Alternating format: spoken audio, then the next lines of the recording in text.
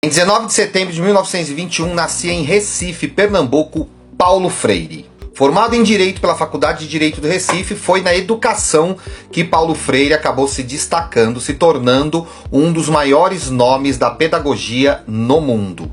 Em 1963, ele realizou uma experiência na cidade de Angicos, Rio Grande do Norte, com um grupo de 300 trabalhadores rurais. Em 45 dias, ele conseguiu alfabetizar esses trabalhadores.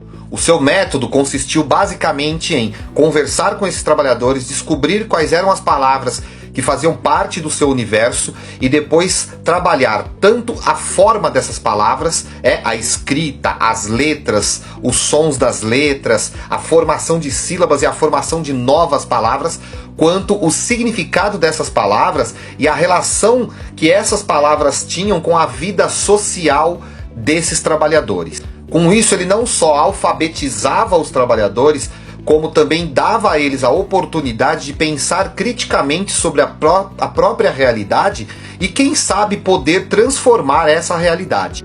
A proposta ficou famosa e o governo de Pernambuco começou a implementar essa proposta na educação oficial. O problema é que em 1964 veio a ditadura e aí Paulo Freire foi preso e precisou se exilar no Chile e depois na Bolívia.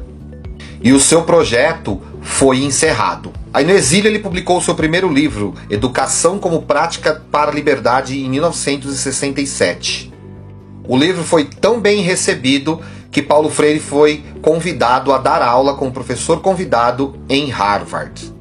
Na verdade, Paulo Freire nunca disse que tinha um método, né? Ele até era contrário a isso, porque ele dizia que não cabia ao professor chegar e impor um método aos alunos. Era para professores e alunos encontrarem juntos qual era a melhor forma de promover uma educação crítica, uma educação formadora de um cidadão consciente e que pensasse por conta própria. Inclusive, ao contrário do que dizem, ele era radicalmente contra qualquer tipo de sectarismo e de doutrinação. A sua obra mais conhecida é Pedagogia do Oprimido, que chegou a ser a terceira obra mais citada em trabalhos acadêmicos na área das ciências humanas no mundo, à frente inclusive de O Capital de Marx e Vigiar e Punir de Foucault. Foi o brasileiro mais homenageado da história, ele recebeu 35 títulos de doutor honoris causas em universidades da Europa e dos Estados Unidos. Em 2012 foi declarado com justiça patrono da educação brasileira. Viva Paulo Freire!